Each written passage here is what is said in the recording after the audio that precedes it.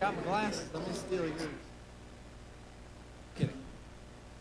The time is now 6 p.m. Our regular City Council meeting for May 9th, 2023 is now in session. First on the agenda is Councilmember Dalla will lead us with the opening prayer and the pledges of allegiance to the flags of the United States and the state of Texas. Please rise.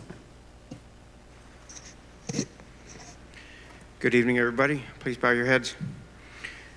Lord, we come before you this evening and we ask for your divine help. You know that sometimes we have to make difficult decisions that impact the lives of those that we serve. Grant us the wisdom to know what to say, the compassion to say it honestly, and the openness to hear things we don't want to hear. May our words heal and not hurt. May our sharing be done with kindness as we respect those around us. Grant that within this group, there might be the kind of attitude that will allow us to face our challenges as one body, caring for one another, as we do with your love. Let our comments be for the common good. Bless everyone here, and we thank you for being with us. In Jesus' name we pray. I pledge allegiance to the flag of the United States of America and to the republic for which it stands, one nation, under God, indivisible, with liberty and justice for all. Honor the Texas flag. I pledge allegiance to thee, Texas, one state under God, one and indivisible.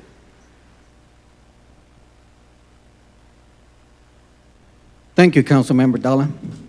All right, we'll move on. We have a couple of proclamations. If I can please have the National Prevention Week. We have the representatives right here, and Councilmember Whitaker will be reading the proclamation.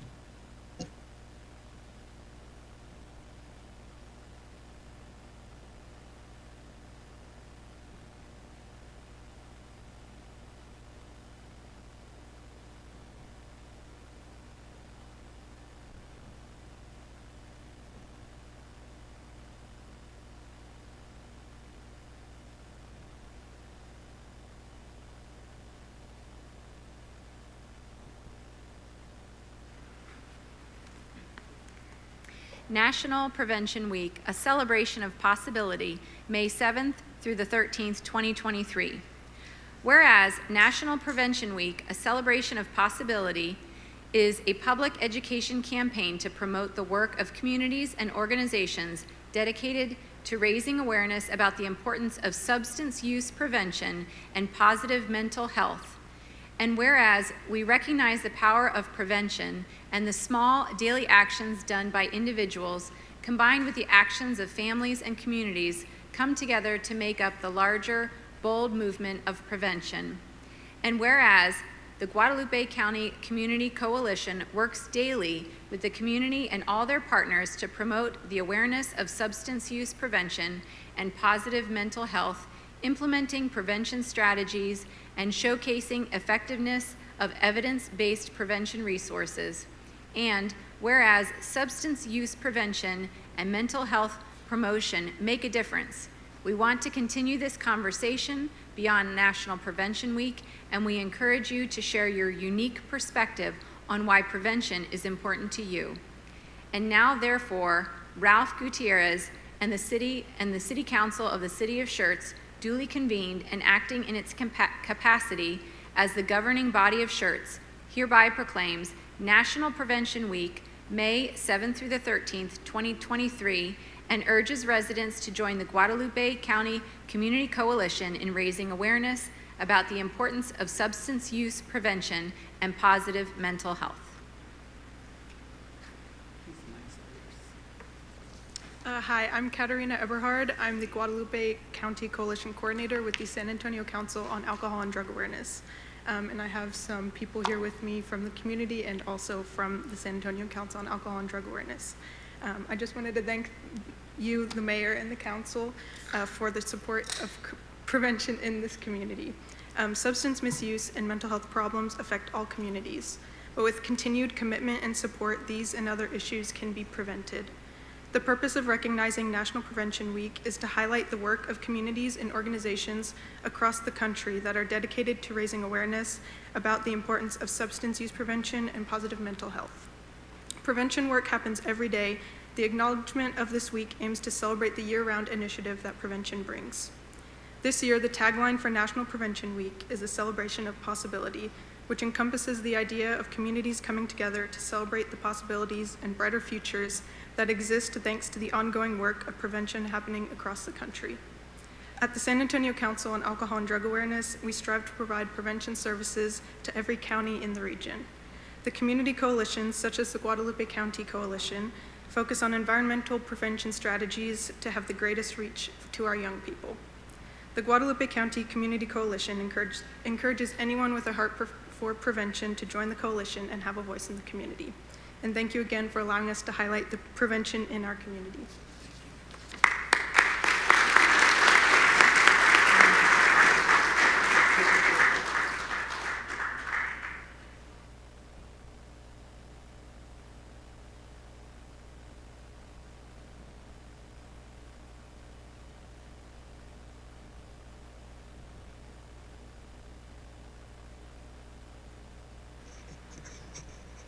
Just one more word. Just remember, one pill can kill. So we need to make sure not to take anything that's handed to you. It can be very dangerous in these times.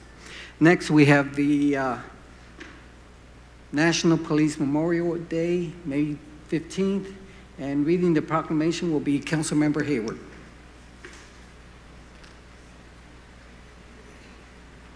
If I can have the representatives join me up here, please.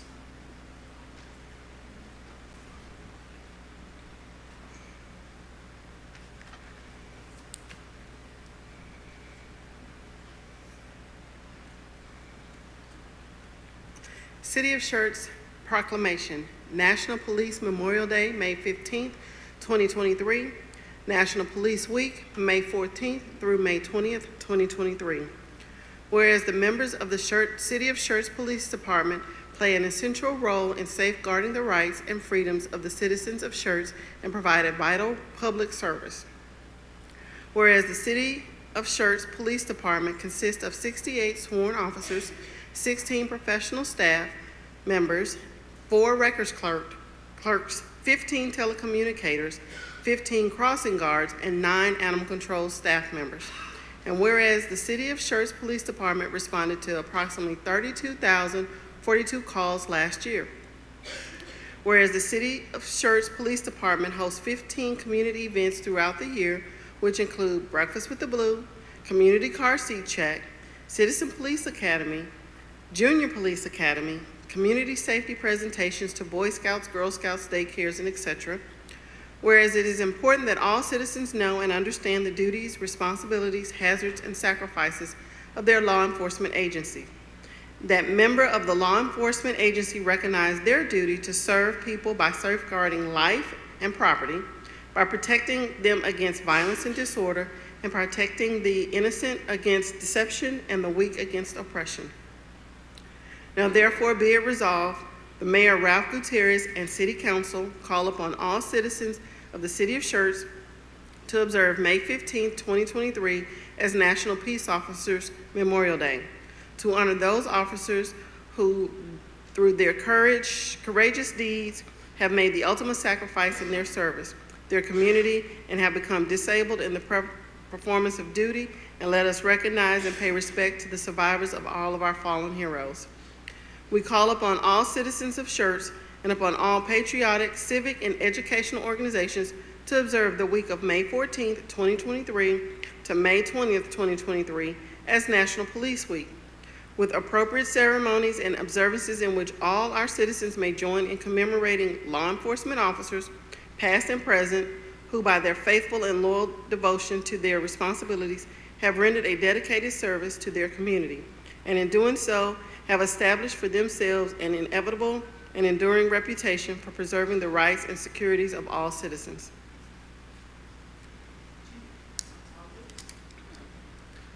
Good evening. I'm Jim Lyer, your Chief of Police. I appreciate you recognize law enforcement, the great men and women of this department, and also of all the nation's departments. We appreciate it.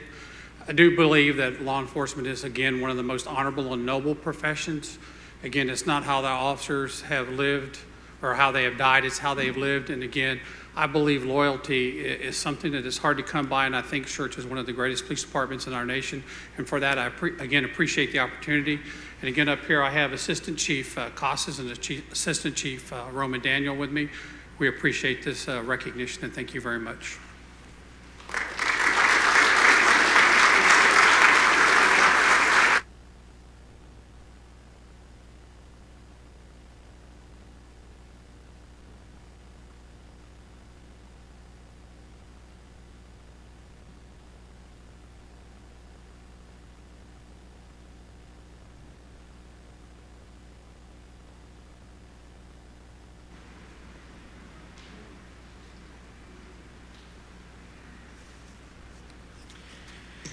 Our next proclamation is Economic Development Week. If I can have the representatives, and Mayor Pro Tem Brown will be reading the proclamation.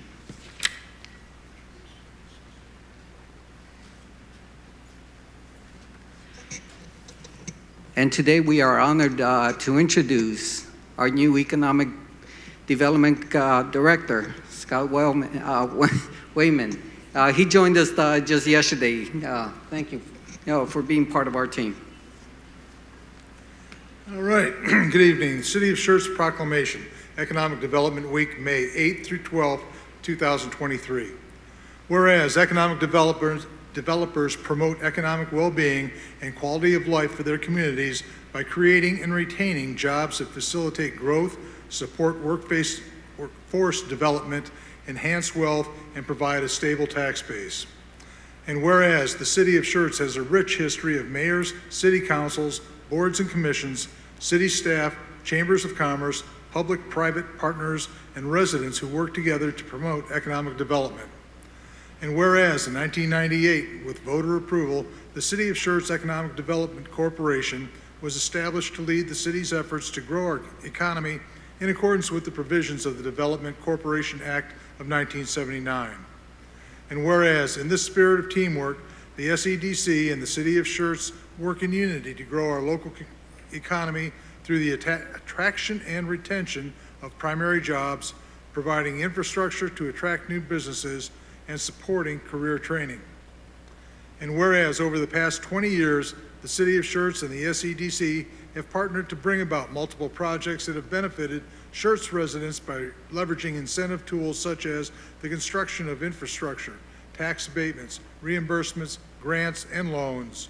And whereas the economic development efforts by this community have helped both small and large companies make significant capital investments within our city and create jobs for our residents.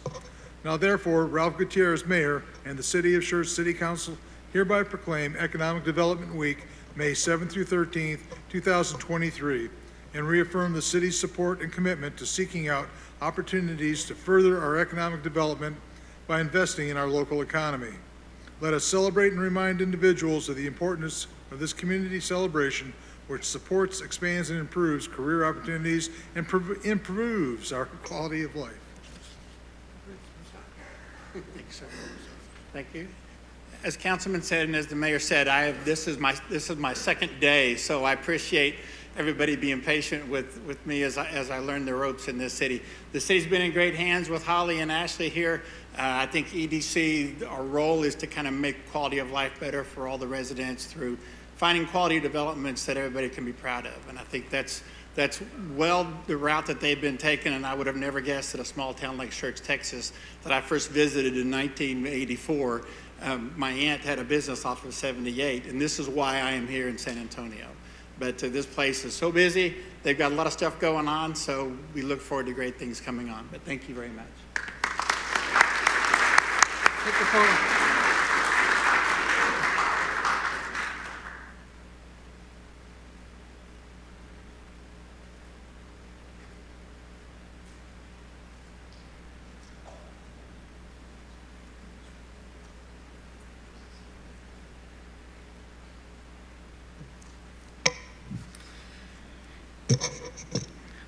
Our final proclamation is the World Facilities Management. If I can have the representatives, and Councilmember Dollar will be reading the proclamation.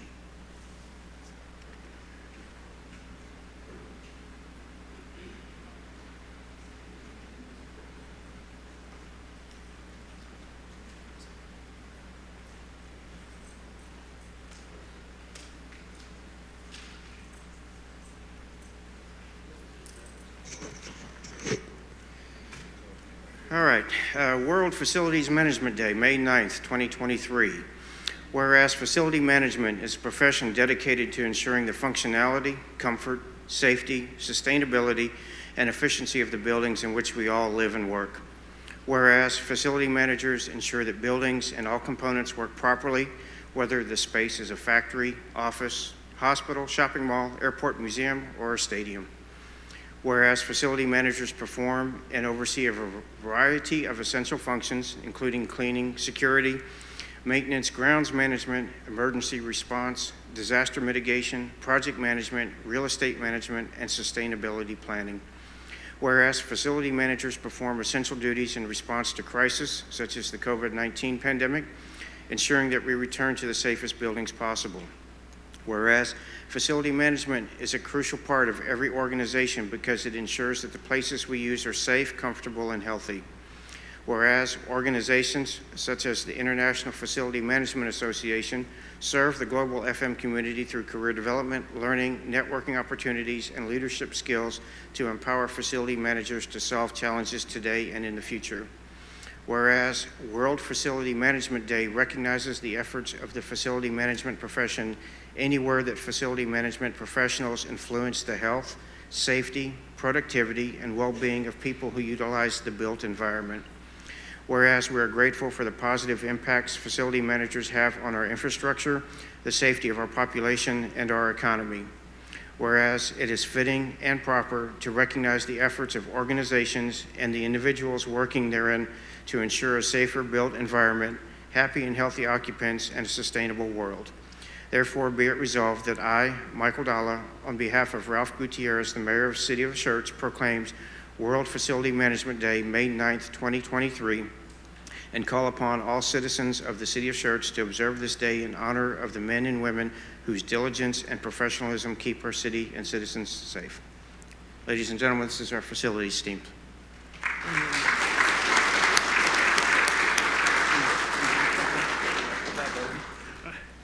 Thank everybody for this recognition. The facilities team, we work really hard every day to make sure our buildings are up to par for all the employees in the city in order to allow them to do their jobs every day. Thank you very much.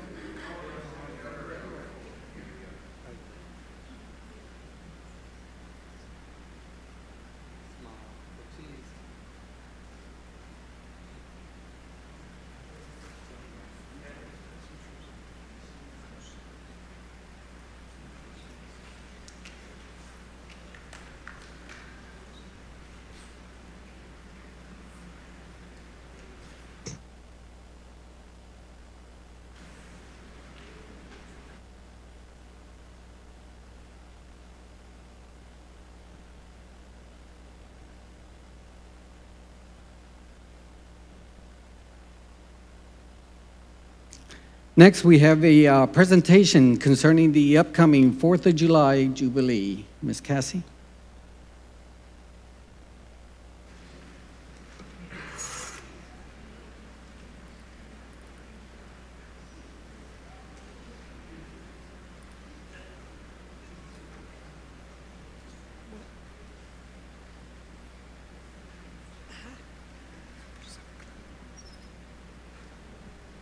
Perfect. Thank you. Good evening, Council, Mayor, Mr. Williams. So I'm here today to just do a brief presentation and overview of our 47th annual Jubilee to get everybody excited. So there's a couple different elements that go into Jubilee, and one of those is one of our volunteer projects, Project Flagline. So what this is we have 4,000 flags that we take and put in down Schertz Parkway, essentially from I-35 frontage road all the way to Curtis Avenue. In order to do this, it takes about 11 sections is what we divide it up into, and it takes approximately 75 volunteers. So if you know anybody interested in volunteering, it is up on Civic Rec, which is accessible by the website, and they can sign up for a section or just as an individual. our marketing. So you'll see the billboard go up at the end of May 30th, and it'll run through July 5th. You'll also see some media advisories going out in June. And then you should have already seen, we've been posting to social media, so there's an event on social media, the website's updated, there was a call out in the magazine, as well as the Parks Fun Guide. Some other elements to the Jubilee, we have the Freedom 5K is kind of what kicks us off in the morning. That's at 9:15. That begins at the Hal Baldwin Municipal Complex over by the Civic Center and runs a similar route to the parade. So it'll come through Pickerel Park, down Oak Street, and continue on back to the Civic Center. And then our parade begins at 9:30. The theme this year, in true patriotic fashion, is Stars and Stripes. So entries are up for both businesses and individuals and nonprofits.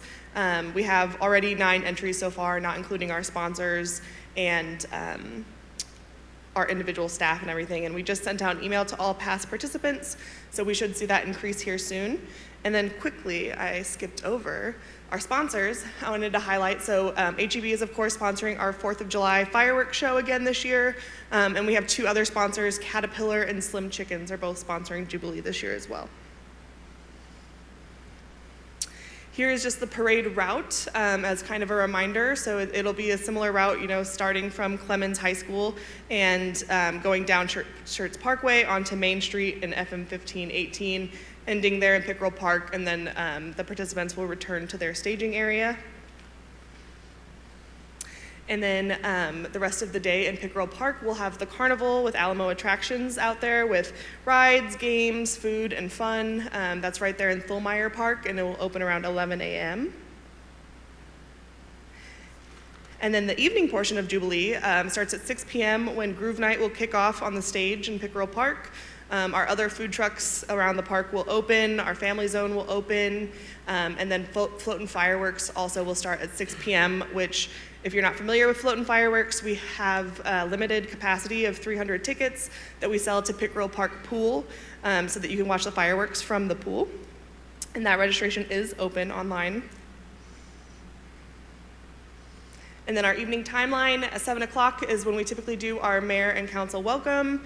9:13 is when the Star Spangled Banner will be sang by Groove Night, and then 9:15 is when our fireworks will officially go off and we'll have our fireworks spectacular. And more information is to come. Council information packets with parking passes will be delivered at the council meeting on June 20th so that you have all of your information prior to the event.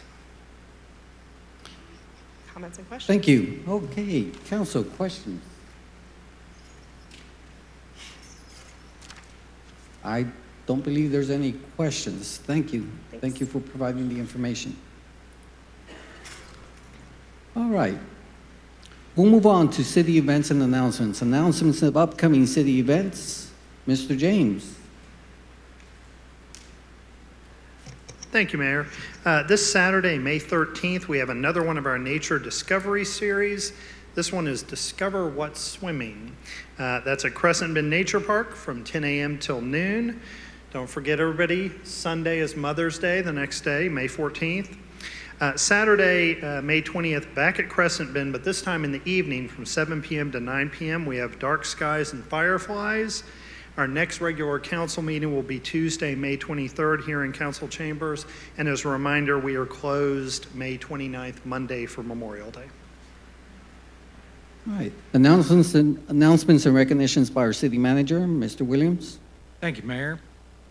So the Parks Department had its first movie in the park of the season at Pickerel Park on Friday, May 5th, and which is also Cinco de Mayo.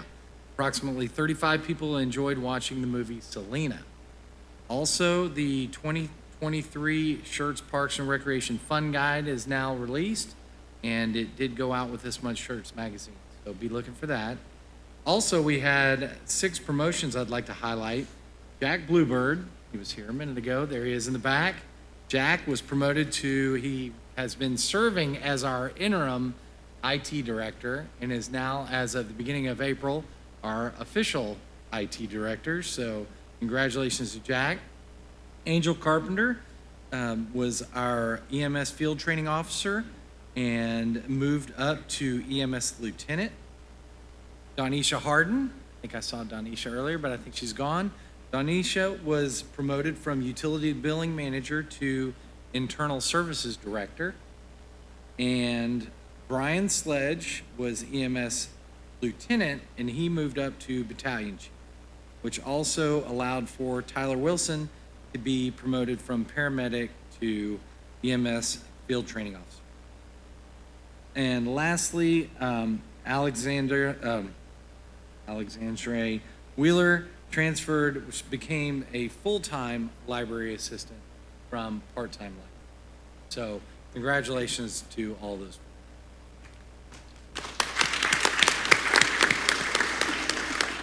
Announcements and recognitions by the mayor. Congratulations to the staff that just got promoted. Well deserved. All right, we'll move on. Next on the agenda is a hearing the residents. This time is set aside for any person who wishes to address the city council. Each person is limited to 3 minutes, and we ask before addressing the council, for the record, please state your name and address. Now, there is 2 public hearings that we have here. And I'd like to point out that the public hearing, item number 8, the application has been withdrawn. Therefore, ordinance number 23S10 would not be presented or would not be discussed today. So it still is your right and your privilege to address the city council. Yes, Mr. Sorry, Mayor. James. Item 7 has been withdrawn. The Hillbrook zoning case has been withdrawn.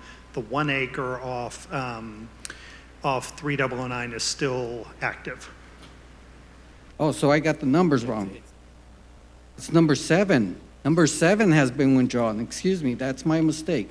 Okay, item number 7, ordinance number 23S09 has been withdrawn. Okay, there will be no discussion regarding this item. Therefore, it is still your privilege and your right to speak to the council.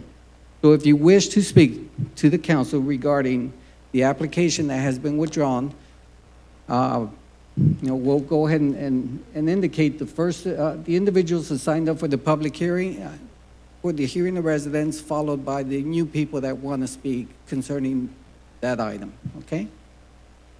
Now, the other item, the 23S10, that is also a public hearing. That is the development off of 3009. There is options for you if you're here to speak on behalf of that item.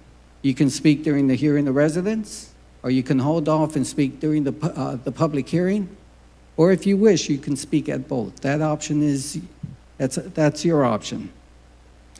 All right, so let's go ahead, Mayor Pro Tem, let's call our first speaker. First tonight, Daniel Jameson.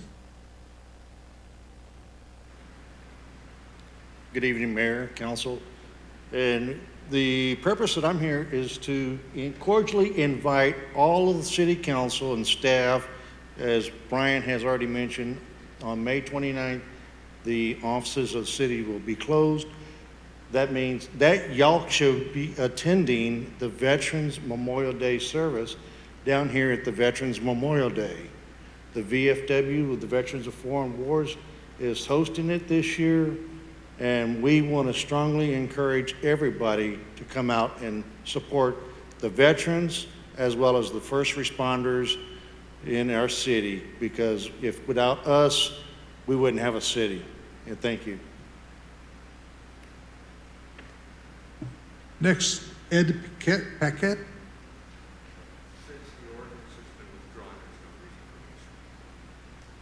Next, Dr. Miguel Vasquez.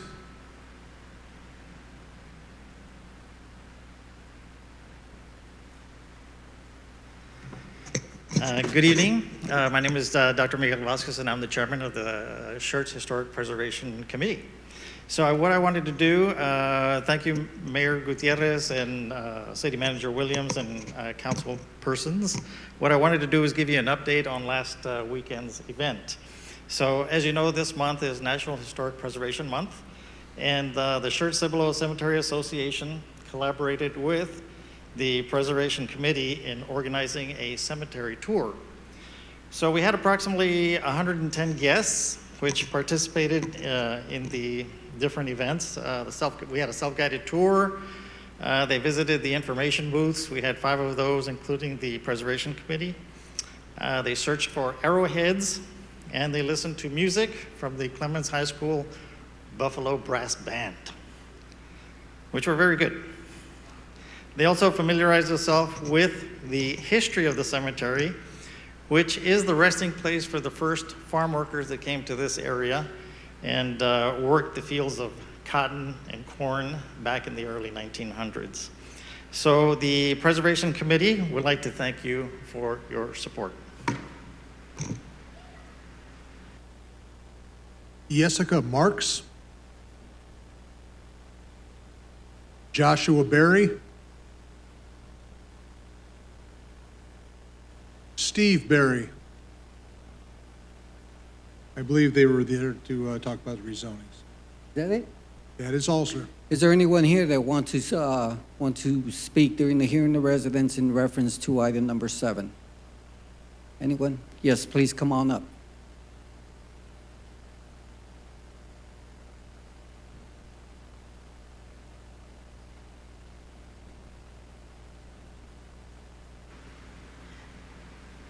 Hello, City Council, Mayor.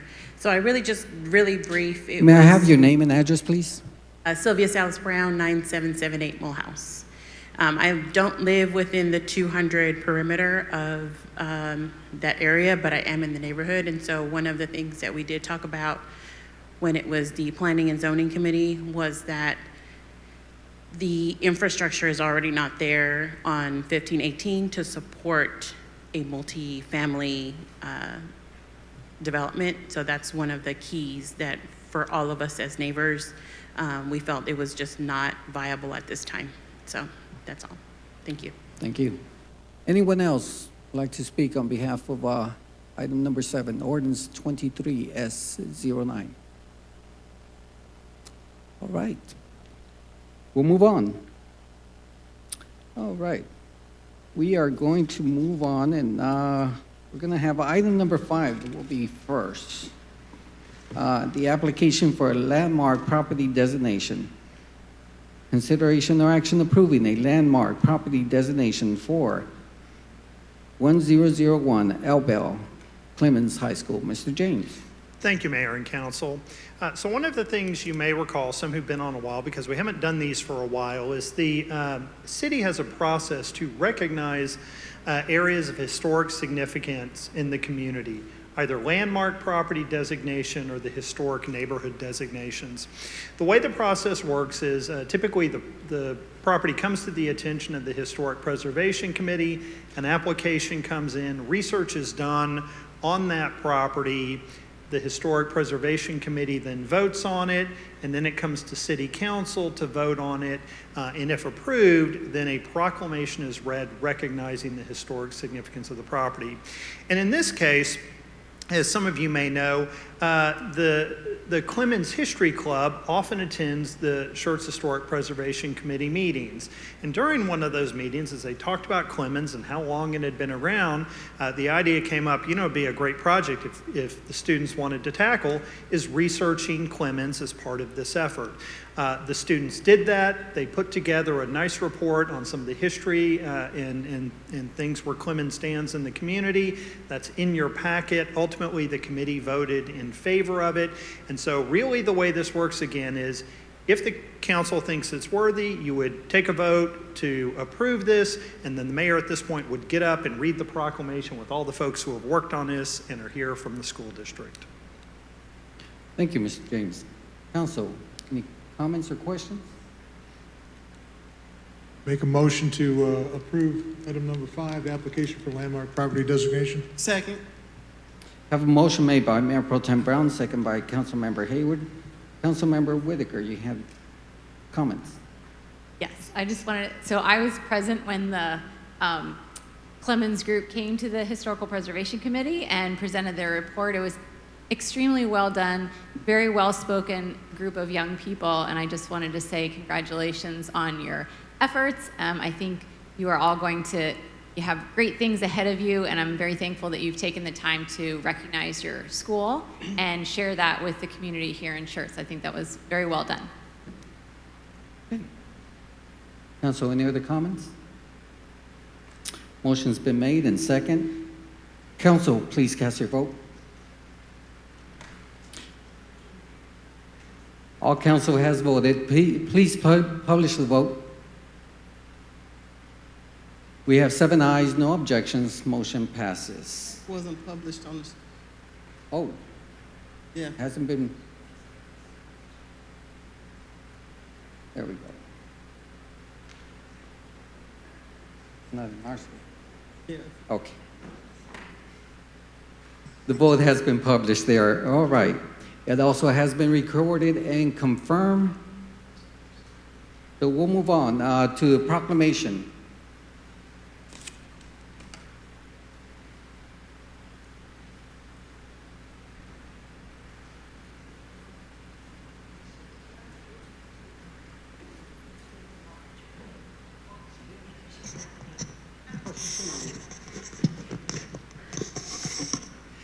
If I could have the representatives, please join me up here. Councilmember Whitaker will be reading the proclamation.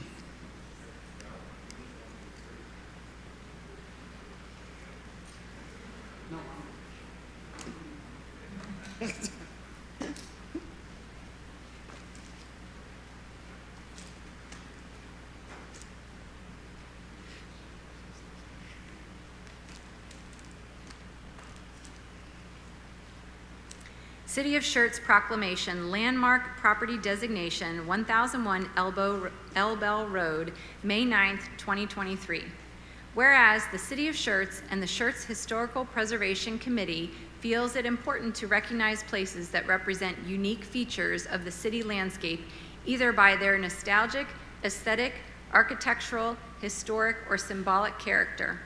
And whereas the City of Schertz specifically desires to recognize and promote awareness of those structures that comprise the most valued historic elements of the community's past through increased awareness of their existence. And whereas the City of Schertz desires to recognize places that represent unique features of the city landscape, neighborhood development, aesthetic, architectural, or symbolic character through the creation of either heritage neighborhoods or landmark property designations, and whereas the heritage neighborhood and or landmark property designations shall be of such a nature as to be free of the designation status as per Chapter 442, Section 315.006 of the Texas Government Code. And whereas, since its construction in 1967, Samuel Clemens has had a major impact on this community in diverse ways that go beyond the traditional reading, writing, and arithmetic. Whereas Samuel Clemens High School has impacted the Schertz, Cibolo, and Universal City communities by producing graduates that have gone on to be successful in sports, media, culinary, medical services, military service, education, and business. And whereas many graduates of the Samuel Clemens High School continue to serve the community, working for the City of Schertz, and introduce themselves as graduates of Samuel Clemens High School, and proudly stating that the buffalo is the mascot. And whereas the Samuel Clemens History Club of 2022-2023 took on the task of researching the history and contributions of Clemens. And whereas this community would not be the community it is without the contribution of the school, and without the community, Clemens would not have had the impact on the students, residents, businesses, and the legacy that is the Mighty Buffaloes. And whereas, once a buff, always a buff, now therefore, Ralph Gutierrez, Mayor of the City of Schertz of Texas, does hereby proclaim 1001 Elbow Road, Schertz, Texas, the site of Samuel Clemens High School, as a landmark property. I encourage all residents of the City of Schertz to recognize and honor the importance of this place in our great city. Go Buffs! Go Buffs!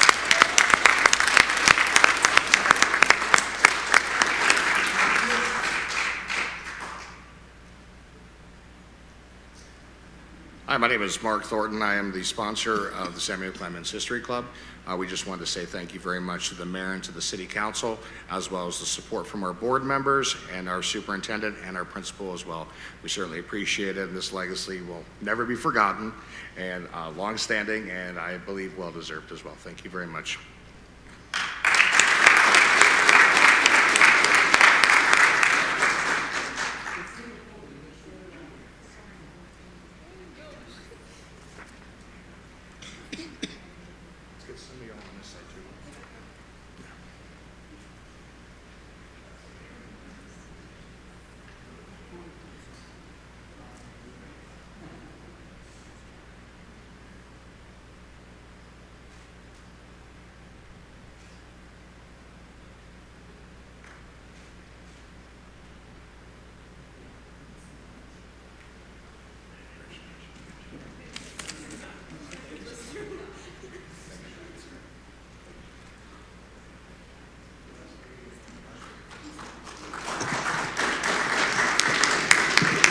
Thank you, and again, go Buffs.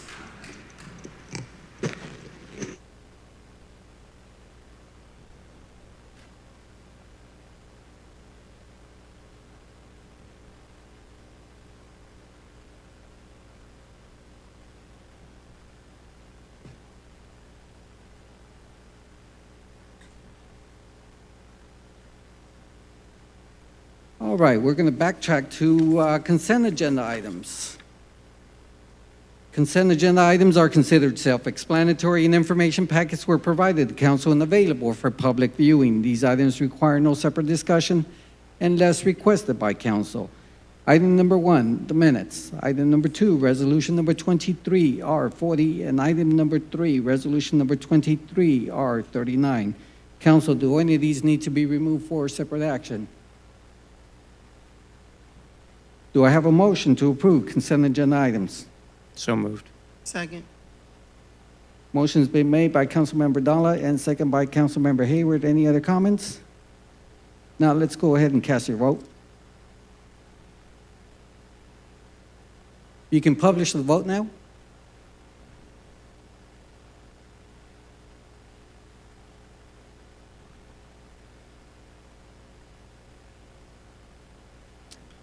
Okay, there it is. 7 yeas, no objection. Motion passes. The vote has been recorded and confirmed. All right. We'll move on to item number 4, ordinance number 23M11. Consideration or action on amending the ordinance of 15M32, Section 1. Time and place of regular council meetings, Section 2-2A of the Code of Ordinance to be hereby amended to read, A, regular meetings of the City Council shall be held on the first and third Tuesday of each month, provided that the City Council, by motion or resolution, or the city manager in consultation with the mayor, may cancel any such regular meeting due to conflicting events or meeting or lack of need for a meeting, so long as at least one regular meeting of the City Council is conducted each month. Okay, Council. Any comments? Councilmember Dalla. When were we looking at this going into effect? June 1st. June 1st. So we'll still have to. Okay, that's fine. I don't have any objections to it. Okay. Any other comments? Do I have a motion to approve ordinance number 23M11? So moved. Second. A motion made by Councilmember Hayward, second by Councilmember Whitaker. Any other comments? All right, Council, cast your vote. Publish the vote, please. Okay. The vote is 6 yeas, 1 objection. The motion passes. It has been recorded and confirmed.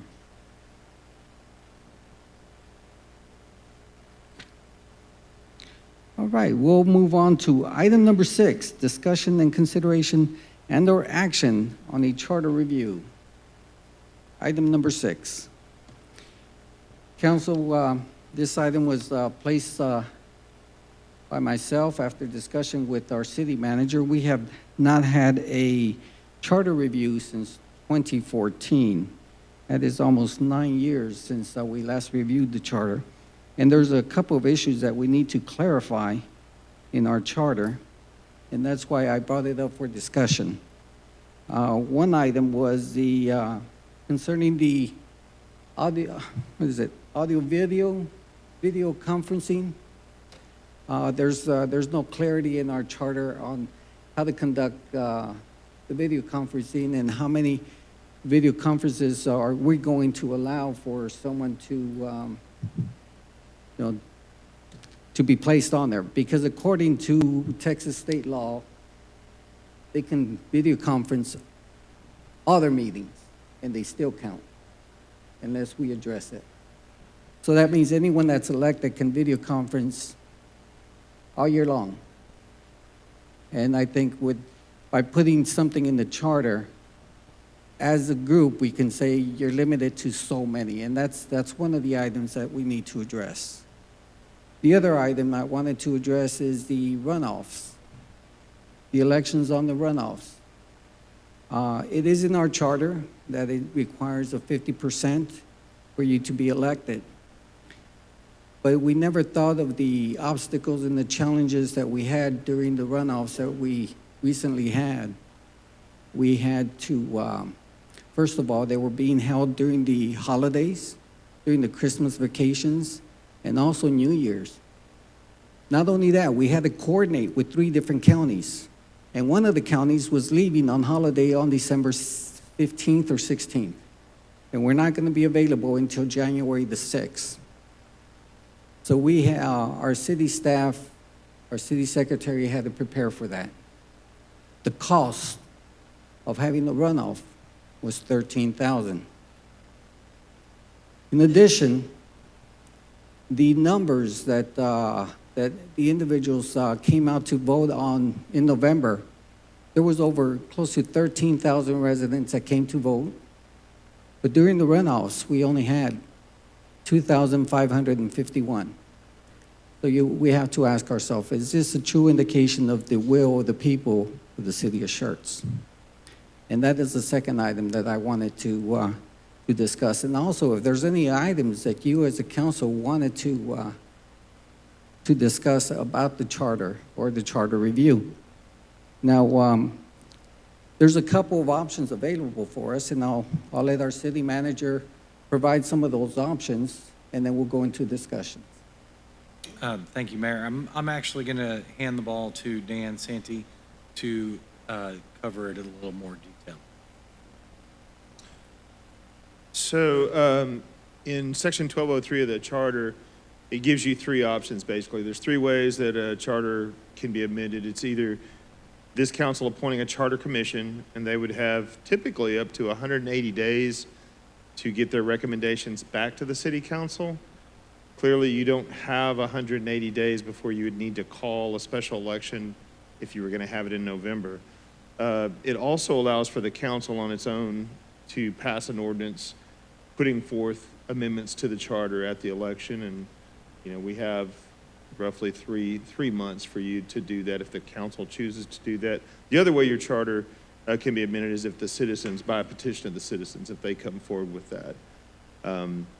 So I would say that the most aggressive charter review and amendment process I've ever gone through with the Charter Commission was just about 2.5 months. And that was meeting every week with them.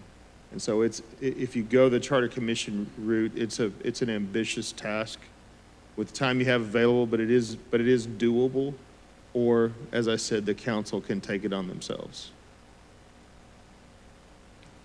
All right, so council, again, we have the option of a commission that would take about 100 minimum of.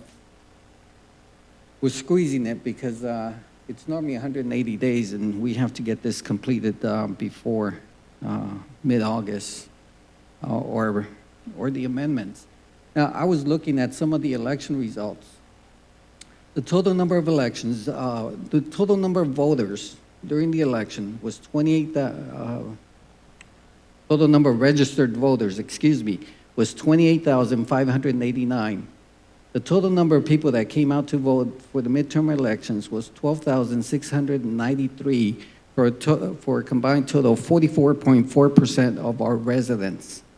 During the runoff, we had 2,557 representing only 9.9% of our residents. So those are some of the figures that I that I put out there. But at this time, let's go ahead and open up for discussion. Councilmember Davis.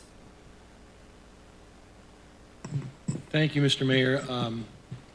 I had the pleasure of being the chair of the last Charter Review Commission back in 2014. So I have personal experience on the level of work that is required to do this. To be honest with you, I think it is time to have a charter review. I myself personally don't think it's the responsibility or it's a good idea for the council to be recommending or making changes or proposing changes to the charter. I do like having outside eyes. I think it's more appropriate to have outside eyes out of our, not under our purview, to review the charter and come back and make recommendations for proposals. I'm not sure I agree with you that there's a hurry to do this. It does take time, and as our city attorney said, that it would probably be hard pressed for us to appoint or come up with a plan to get some, if we went that route, exterior eyes to look at this, and then have them get together and arrange to meet, appoint a chairman, and figure everything else out, and then get it all done before the election this November. I would advocate that we plan to have a city charter review commission of citizens appointed for next year in the 10-year anniversary of the last one, and then let them sit and look at the whole charter and any other issues from front to back like we did in 2014. All right, Mayor Pro Tem Brown. Thanks. Yeah, to kind of piggyback on Councilman Davis, although I wasn't on the commission, there was I was on the committee of committees at the time, and the commission's recommendations and reviews came to us to review as well. And I think it's very important to have citizens outside of the council in that process. Okay, whether there are other committee members, et cetera, that are active and engaged in the community, but certainly not for it to be a unilateral council recommendations and changes. So I think again, it is time. There's no doubt about it. Every 9-10 years, it's certainly enough changes in society, Texas law, et cetera, that deserves a good look. But certainly, I believe we need to have outside of council to review.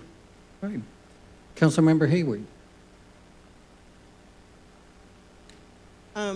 My thought process is if Dan said we could have an amendment and then the voters vote on it, if that's something we can do, because basically we're just kind of trying to amend it and coming up with a time or coming up with changing it instead of being 50 plus 1, I guess, for voting, so we're not having a runoff. That would change it to winner takes all. And the residents would vote on that as an amendment. And then if the other one would be coming up with a thought process of if we're going to 2 meetings a month, video conferencing in unless you're sick, I'm thinking I would want to say limit them to 6, but maybe residents may have something else, but then we're just making we're putting forth the amendments and then the residents vote on it. I think at this point, I'm not trying to usurp the residents, but we're seeing that we didn't have a whole lot of turnout on the runoff. I mean, and it was at a bad time, and the state determines when that runoff has to happen. So I'm thinking it's just prudent, and then it's also cost effective in not having a runoff and paying $13,000 and only having 2,500 people show up to vote. So I'm for maybe trying to do an amendment and having the residents vote on whether they want the change or not. Because that's all we're trying to do. I don't know that we're trying to change the whole charter or review the whole charter. Councilmember Whitaker. So I mean, I think it probably is a good time to review the whole charter, and I agree with Councilmember Davis that there's no need to rush it. I mean, it would be nice if we could have more efficient system going into this next election, but I don't think it's worth rushing a commission and decisions, you might as well do it right the first time. So I would say, I also wouldn't delay in establishing the commission. We might as well start it now, because it might be an interesting process working through the charter review during the election as things, as you're living it, you might see how the way a charter is set up is going to impact, the way we do things now. So I would say establish the commission now, whatever, 160 days, so it takes 6 months. It will obviously be after the next election, but then the new charter or the charter corrections could be in place, or the recommended amendments would be there for the following election. So that's, I would say it needs to be done. I don't think we need to rush it, but I would get it started. Okay. Councilmember Dalla. Question for you, Dan. If we went forward with the process to appoint a commission in a relatively short timeline, and they did their 180 days, do we have a timeline in which we have to take an action on their recommendations? No, you do not. Their term is 180 days by the provisions in the charter. The charter's silent as to whether you have to even accept. You don't have to accept any of their recommendations, right? You do have to review those. They have a deadline to get those to you. But no, there's nothing in the charter that speaks as to when you would have to call the election on that. I will say though, most of the time when you appoint a charter commission, it is with the mind that you will call the election, if you're going to have one, soon thereafter. It's usually timed so that it's either going to hit the May. It doesn't have to be a November election. It's a special election. I think, it just saves you money if you have it in conjunction with your general election. But you can have the election, you can have the charter election in May or November. So, again, like Councilmember Davis, I was on the previous Charter Review Commission. We undertook a pretty extensive rewrite. That's where we added the 2 seats, changed terms, the length of terms, and it was pretty significant. From my current understanding of the charter, I don't know that there's a lot of issues out there that need to be addressed, but, once we put a charter commission together, there may be something that comes up and something becomes important, and certainly I don't want to act in haste and try to push something through, and I certainly am not one to direct that from the dais. We update our comp plan every few years. We update our thoroughfare plan every few years. Updating the charter certainly is appropriate. The issue of the video conferencing certainly is something worth discussion. How we handle the elections, whether or not we have a runoff or a winner-take-all situation is also probably the most significant discussion we need to have. I would be more along the lines of maybe waiting till September or so, starting to put a commission together, and maybe have them convene after the holidays like we did in 2014. And be done in June, and whatever recommendations, we have several months to look at it and think about it, and then put it on the election for next November. Okay. Councilmember Davis. Yeah, on a related note, that you brought up 2 issues, and to be honest with you, I think there's a lot more research that needs to go into the election piece. You're bringing up one election, and what I've noticed in my time on council and the times I've run, turnout really depends on a lot of things. During a presidential year, the turnout in the city is rather large. During the midterms, 2 years later, it's next to nothing. So I think we need to have some more talk about that, and I would rather defer that to a citizen panel for that. The other question I had was in our city charter, it just says failure to attend city council meetings without an approved absence by majority vote by the council either before or after the absence. If we're talking about attendance in person versus virtually, question. Yes. Is that something that has to be codified in the charter? It's a question for the attorney. Has to be codified in the charter, or is that something that we can put in our city council code of conduct? Yes, you could. You could put it in, you have an adopted rules of procedure and decorum for the council that you could address that in as well. And it's a state law provision that it's allowed by state law that you attend by video conference. There's rules that go with that as to where the quorum has to be present and where the mayor is presiding over it. So you can add to that. It could be in your charter. It could also be in your rules of procedure and decorum. I think the reason why you would put it in the charter is that the charter is where the forfeiture provisions are for forfeiting office if you violate something such as that. And it is under the forfeiture side, but I guess my question is, if we put it in our code of conduct that you could only attend virtually X number of times per calendar year, could our code of conduct not refer back to forfeiture part as missing meetings?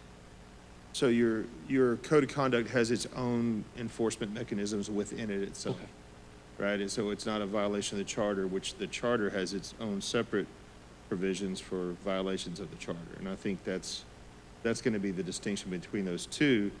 I guess the other piece to it that would come up through all this discussion is when someone just, whether it's due to illness or whatever, you're going to have pandemics, as we've learned. There are times when you may need to have video conference meetings. If your charter says you can't have more than a certain number, that charter is going to control whether the whole council can have those video conference meetings or not, as opposed to state law. Yeah, based on that, I would almost advocate that I have not had a significant problem with attendance by our council members. I would feel more comfortable, and I would advocate that if we need guidance in the interim, I would say that we just modify our code of conduct and our standards for meetings, put some kind of coverage in there that would just let the council know the expectations. If it does become a problem, then I think it's something that could be addressed in the charter, or it's something that could be to refer to a civilian or a citizen, a citizen-led panel that I think we ought to have next year. I would say seat them at the beginning of the year so they have enough time, as much as they want, to review any or all of the charter, take inputs to what might need to be included or changed, and then bring something back. Okay. Councilmember Hayward.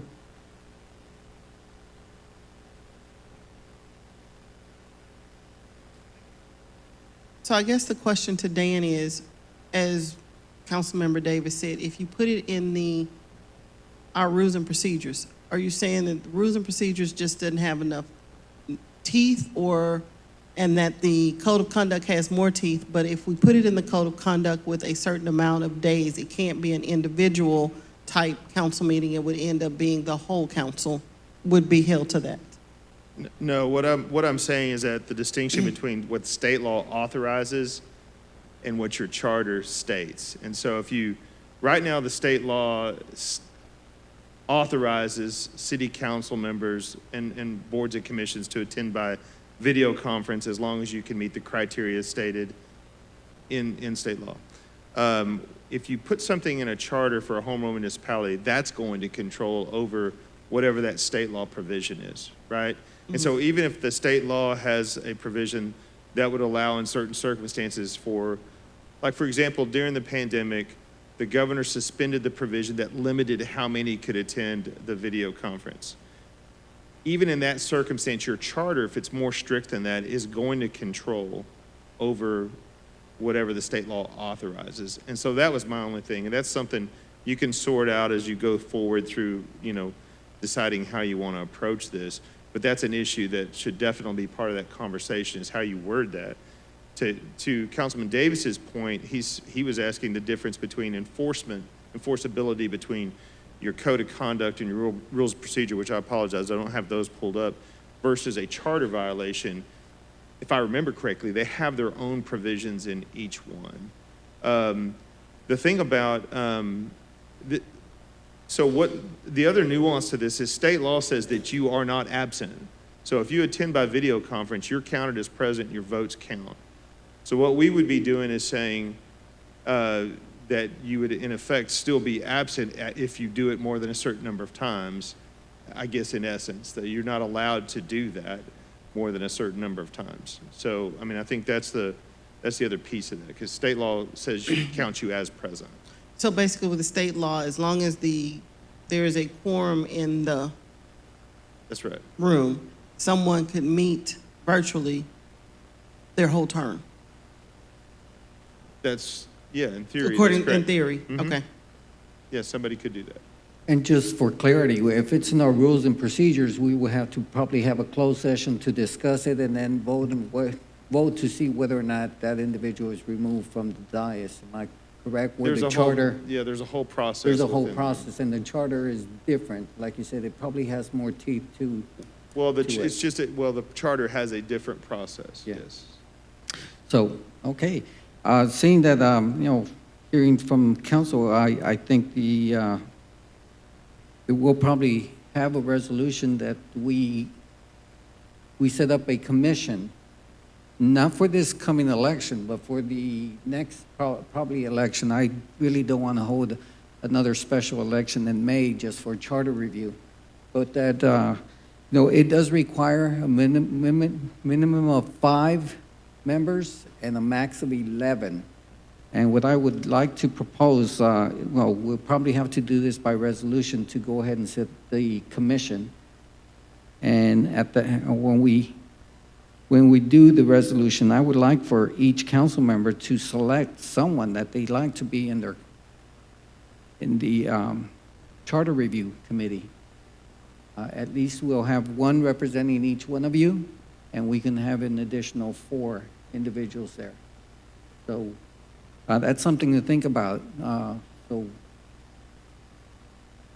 Mr. Williams, I think we have our direction on how we're going to go on this one. Yes, sir. I think Okay. we can move forward. Any other comments? Councilmember Scagliola. Yeah, I was just wondering how many items were on the last charter commission. I know it was a deep dive, and they how many? 14. Yeah, that's a lot. Sounds like only 3 or so items are up for debate right now, but I can really agree with allowing the entire 180 days just in case anything else comes along. And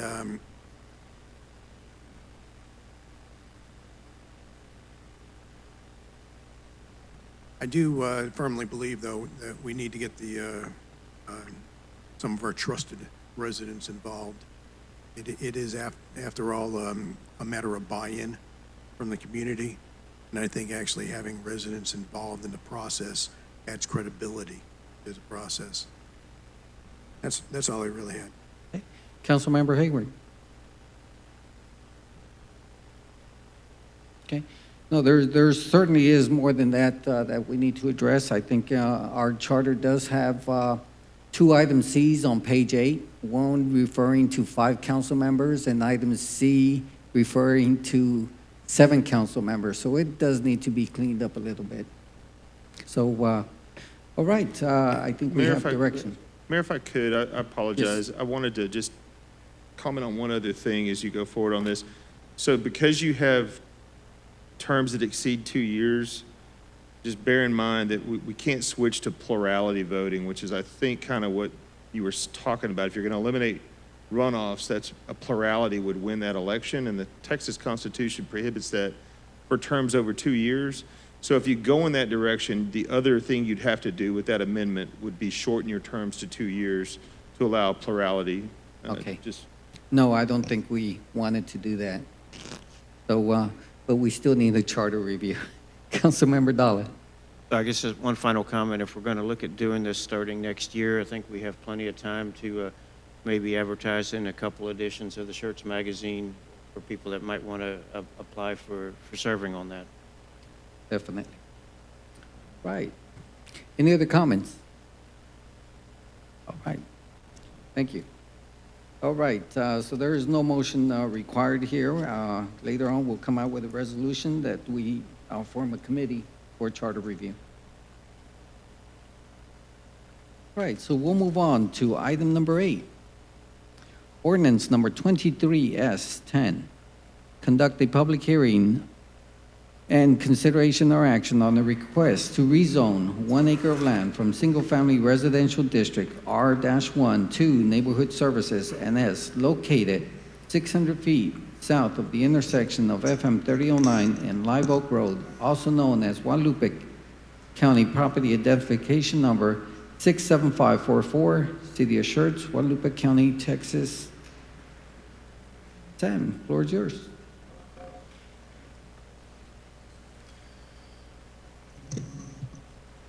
All right. Can y'all see the presentation on your screens?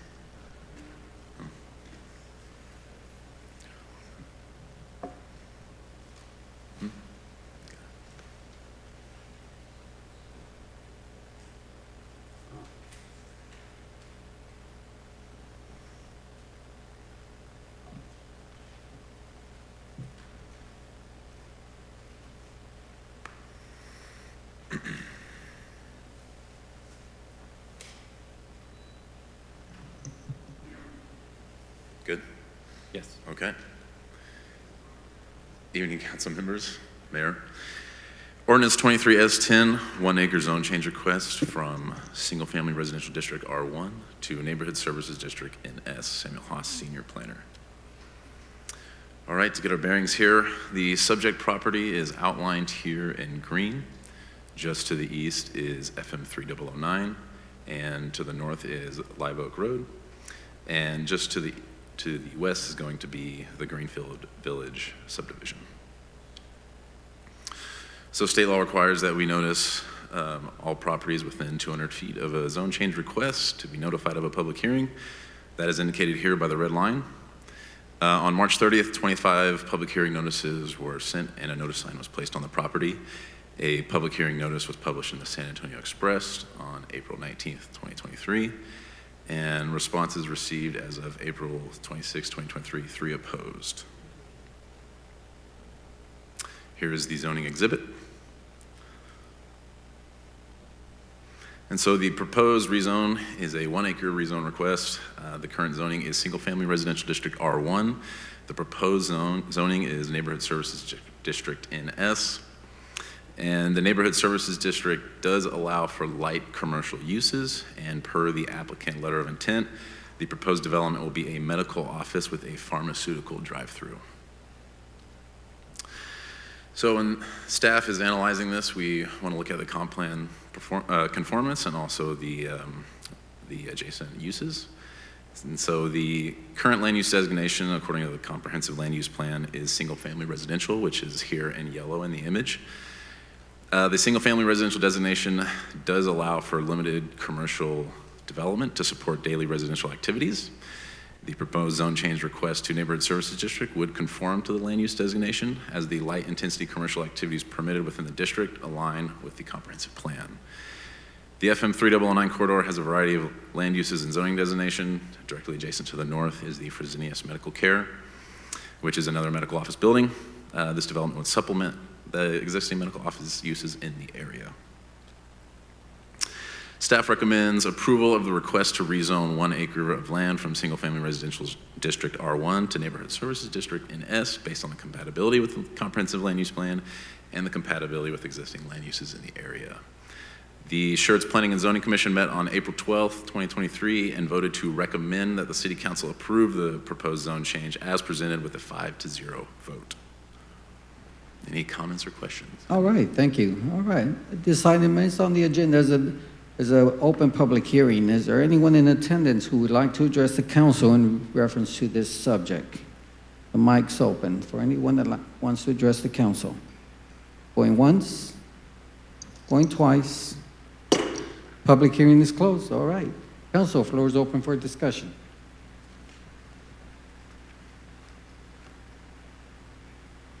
Councilmember Scagliola. Yeah, I remember a few years back, there was talk about developing this little section there And it was a little bit contentious. How many individuals sent back negative replies? Just 3. 3 out of Out how of many? 25. Out of 25. Golly, no, it was more like 23 were against it and maybe 3 were for it.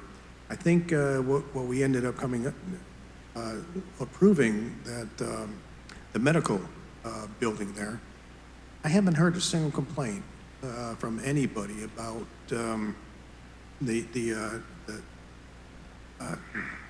doesn't distract from the neighborhood, doesn't increase crime, it doesn't mess up vehicle traffic. It's been a net positive, I think, to that general area.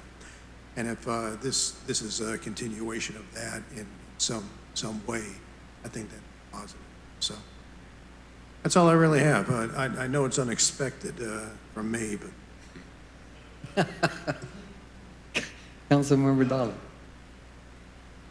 I mean, given what they're wanting to do there with the adjacent clinic, I think it's totally appropriate. And Mayor, I'd like to make a motion that we approve ordinance 23S10. Second. We have a motion made by Councilmember Dalla and second by Councilmember Whitaker.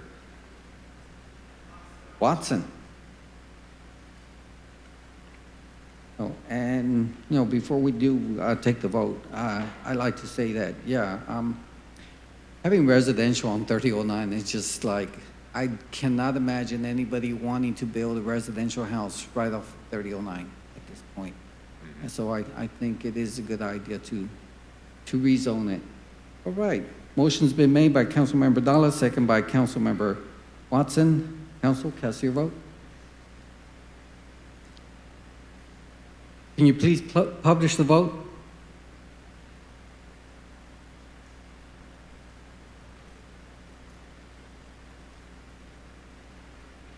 Right, the vote is 7 yeas, no objection, motion passes. If you can record the vote and confirm it. Thank you. All right. So we'll move on. Ooh, that is the last item we have here. We'll go on to requests and announcements. Council, any possible updates or information requested from staff?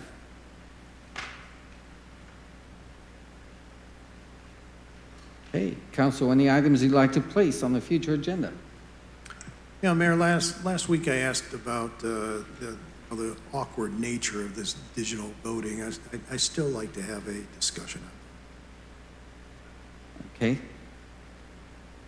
I think we had planned to have that discussion in June. All right. Council, any other items? All right, announcements by council members. Mayor Pro Tem Brown? Nothing tonight, sir. Councilmember Davis? Nothing, sir. Councilmember Watson? Attended the chamber ribbon cutting for Cibolo Well this past weekend. That was all this week. Councilmember Whitaker? Nothing, sir. Councilmember Dalla? Nothing. Councilmember Scagliola?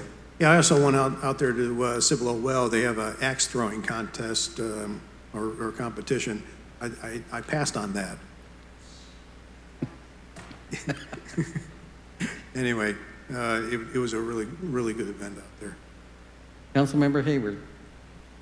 Yes, I attended the Schertz Young Leaders Graduation Dinner. They were a good group of young kids who are well on their way. Some of them were seniors and others were freshmen and sophomores, and so we'll probably see them again if the opportunity arises that they can come back. And it was a good program, and they all said they learned how the city runs, and it surprised them. And one young lady said that as her parents are driving around now, she looks at the light poles and she realized how much each one of those costs. So now she goes, it costs a lot of money to run the city. I attended the legislative webinar, and the preemptive bill seems to be making headway, so we need to be poised and ready for that. I attended the ribbon cutting for MSI. It's a flooring and countertop wholesaler, and I just want to say kudos to the staff because they gave very good comments about how easy it was for them to locate here in Schertz with the permitting and inspection. So kudos to the staff. Then I volunteered at the Schertz Bank and Trust Open Golf Tournament. I don't play golf, but I can volunteer to do things, and that's what I did. That's all. Okay. The time is now 7:20. We stand adjourned.